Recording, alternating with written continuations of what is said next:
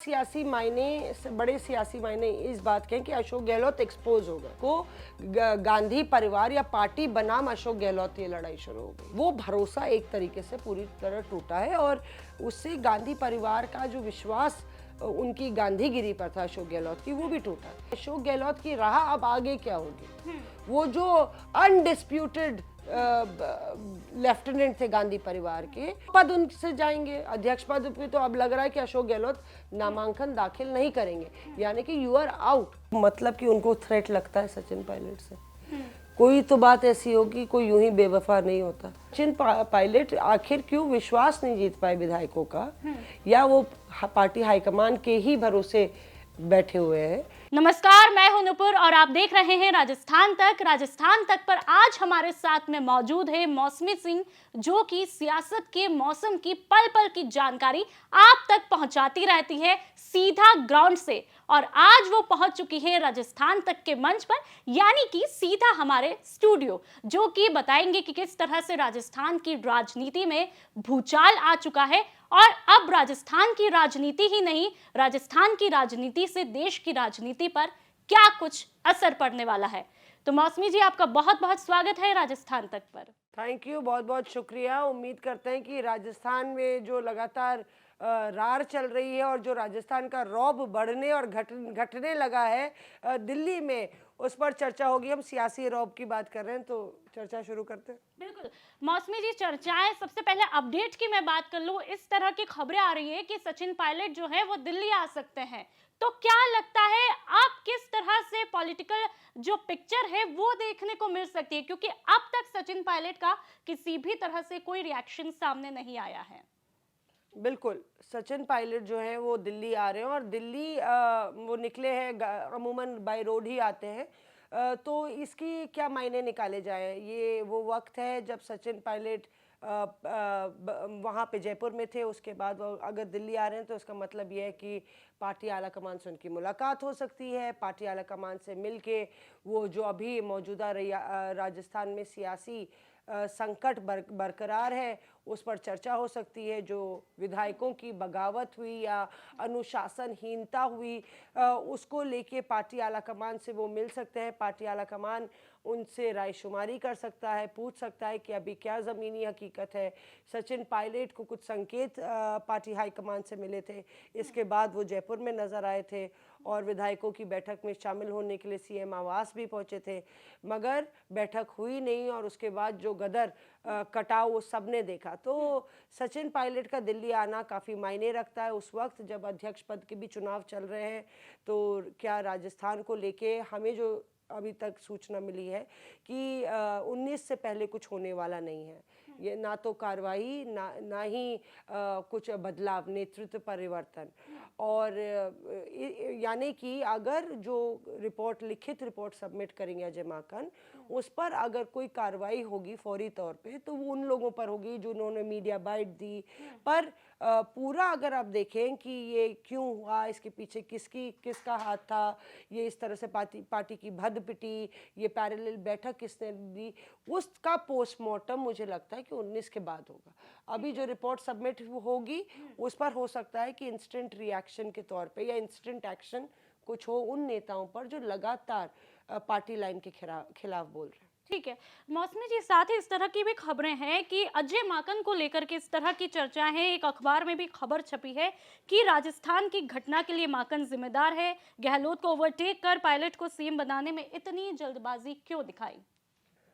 देखिए, गहलोत को ओवरटेक करके पायलट को बनाने की बात जहाँ तक है, अजय माकन पार्टी का डिक्टाट फॉलो कर रहे हैं। मतलब पार्टी ने जो उनको बोला होगा, अजय माकन उससे इतर तो नहीं जाएंगे। उनका कोई सचिन पायलट या अशोक गहलोत के प्रति कोई प्रेम नहीं है, क्योंकि ना होना चाहिए। अब है अलग बात है, पर अब बतौर ऑब्जर्वर, बतौर पार्टी इंचार्ज, उनका काम है कि राजस्थान में सरकार ठीक से चले और जो उनको 10 जनपद से संकेत मिले होंगे उसी की लाइन पर वो काम कर रहे होंगे। माकन की गलती कहाँ रही? इसको लेके लगातार चर्चा हो रही है कि क्या अजय माकन ने ये सिचुएशन नहीं देखी थी? क्या उन्होंने असेस नहीं किया था कि विधायक इस तरह से बर्ताव करने वाले हैं? क्या वो पार्टी को इस एम्बैरेसमेंट से बचा सकते थे? मौसमी जी, आपसे समझना चाहेंगे क्योंकि आप लगातार ग्राउंड पे डटी रही। जो संसदीय मंत्री है राजस्थान के शांति धारीवाल, उन्होंने जब बैठक बुलाई इस तरह की बयानबाजी की थी कि राजस्थान में जिस तरह से सिनेरियो देखा जा रहा है, आप विधायक दल की बैठक बुला देते हो, ये जो भी अब तक पॉलिटिकल ड्रामा देखा, तो पंजाब की तरह हाल ना हो जाए राजस्थान का, क्या कुछ मायने इसके समझे जा सकते हैं? नहीं, पंजाब की तरह हाल हो जाए, जो ना खाता ना भाई, जो अशोक गहलोत कहे वैसे ही। मतलब ये चल रहा है ना, मतलब पार्टी हाईकमांड का क्या कद काटा आपने? तो बिल्कुल डाउनसाइज कर दिया, बौना कर दिया पार्टी हाईकमांड को। मतलब आप ये कह रहे हैं कि पार्टी हाईकमांड को जमीन की कोई हकीकत पता नहीं है। पार्टी हाईकमांड का नहीं, हम अशोक गहलोत का मानेंगे, हम अशोक गहलोत की भी नहीं मानेंगे। अगर हम ये मान लें कि अशोक गहलोत को इस बात का इल्म नहीं था, जो दलील उनकी तरफ से दी जा रही है, उनके दफ्तर की तरफ से दी जा रही है, तो ये तो बात ये है कि ये तो बिल्कुल विधायक आउट ऑफ कंट्रोल हो गए। उनको पता ही नहीं है कि अशोक गहलोत क्या चाहते हैं, उनको यही भी नहीं पता पार्टी हाईकमान नहीं क्या चाहते हैं। अच्छा, अगर अशोक गहलोत ने ढील दे दी तो आप पंजाब आप तय करेंगे कि ये पंजाब होना है या नहीं होना है? मतलब अभी अध्यक्ष कौन है? अगर अध्यक्ष अशोक गहलोत बन जाएंगे और उनके साथ इस तरह से होता है तो अशोक गहलोत उसको बर्दाश्त करेंगे?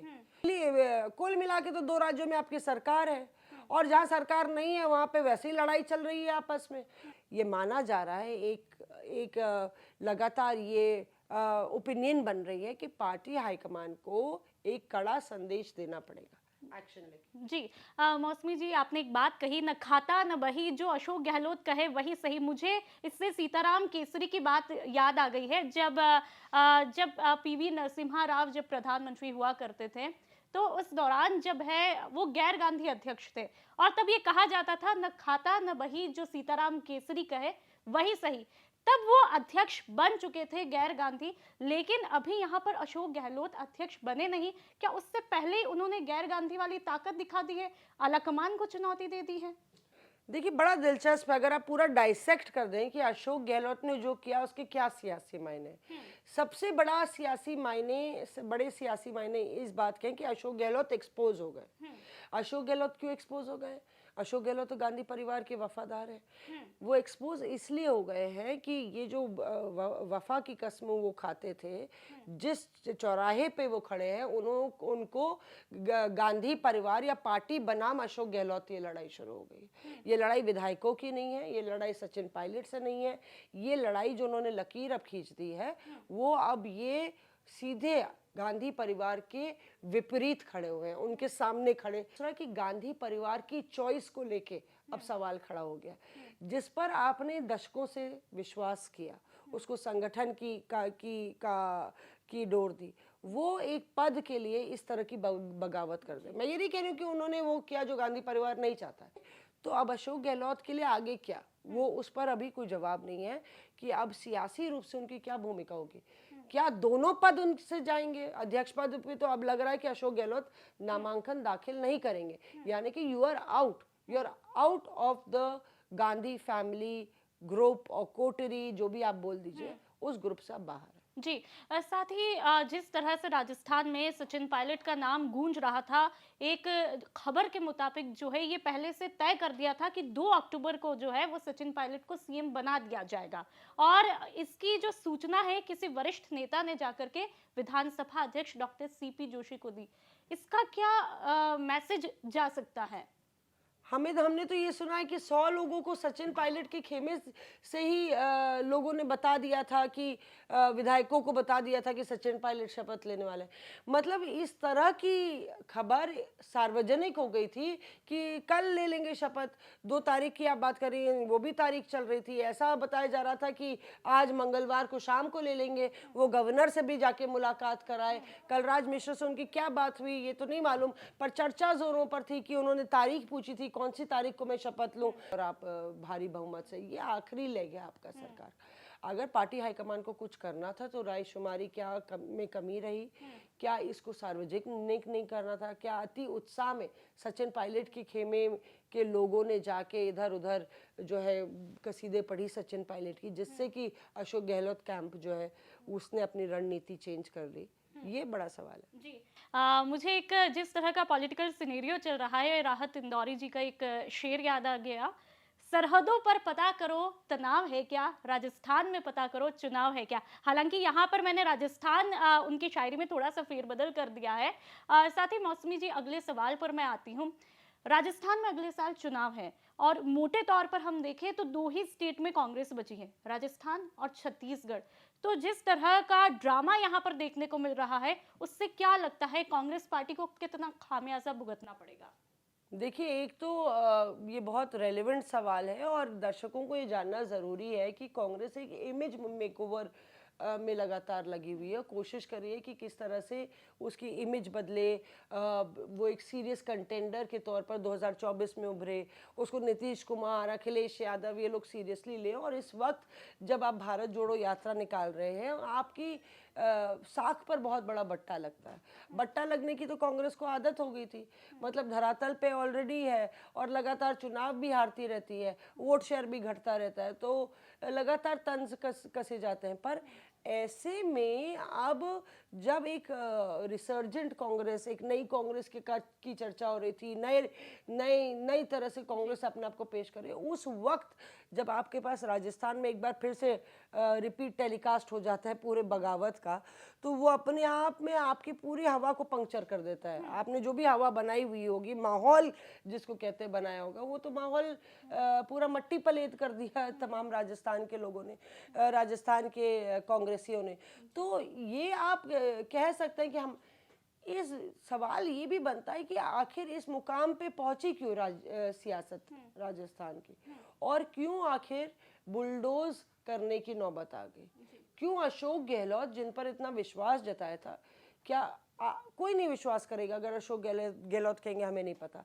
आज की डेट में क्या विधायक, ये भी कहा जा रहा है क्या पार्टी सिंबल के बगैर विधायक क्या है, क्या वो चुनाव में जा पाएंगे जी? मतलब कि मैं कांग्रेस की कितनी बढ़त मिलेगी, कांग्रेस का परफॉर्मेंस को लेके ज्यादा आशावादी कोई नहीं है, कांग्रेसी भी नहीं है राजस्थान में, क्योंकि जिस तरह से सरकार चली है और जिस तरह से खेमेबंदी दिखी है, और वहां पे तो अदला बदली सरकार रहती है।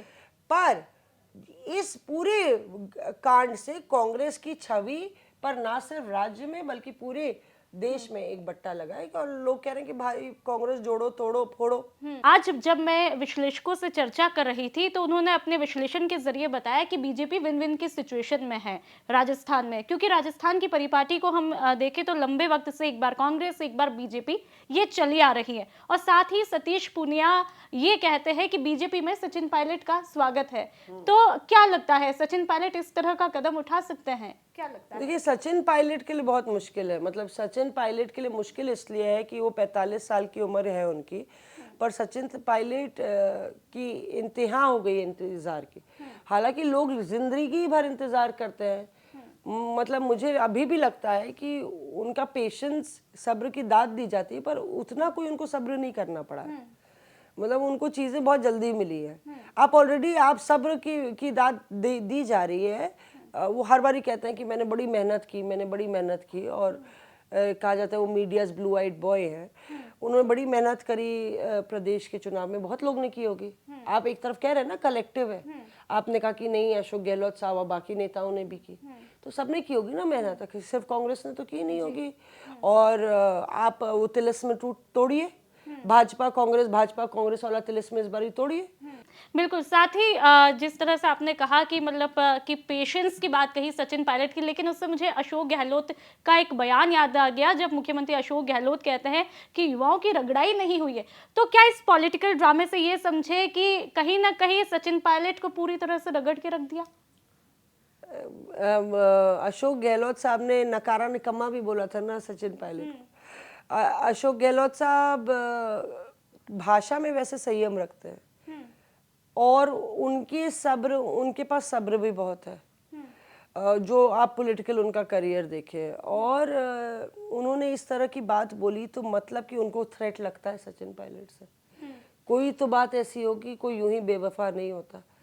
तो वो सचिन पायलट को अपना राइवल मान चुके थे, तभी उन्होंने इस तरह की, मैं थी उस वक्त जब उन्होंने बोला था।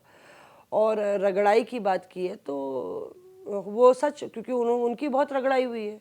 वो 40 साल अलग अलग जगहों पे रहे हैं और मेहनती भी हैं, 24 घंटे वाले पॉलिटिशियन हैं, तो फुल टाइम पॉलिटिशियन, तो वो ये कह सकते हैं। पर मुझे लगता है कि ये सब पे अमल होता है, चाहे वो युवा हो या वरिष्ठ हो, कि रगड़ाई किसी की भी हो सकती है, नहीं हो सकती है। पर क्या आप ये बयान खुंदक में दे रहे हैं, मतलब आपकी जो आपसी खुंदक है वो खत्म तो हुई नहीं है। सचिन के लिए ये कहा जाता है कि सचिन को कुछ करना चाहिए था कि 2 साल में आप विधायकों का दिल जीतते, आप वाकई में आपसी मनमुटाव मिटाते और आप सीएम इन वेटिंग नहीं बिहेव करते। आपसे ज्यादा उम्रदार हैं, आधे विधायक उनसे ज्यादा उम्र के हैं, उनको लगता है सचिन पायलट आ जाएगा तो हमारी क्या राजनीति चलेगी।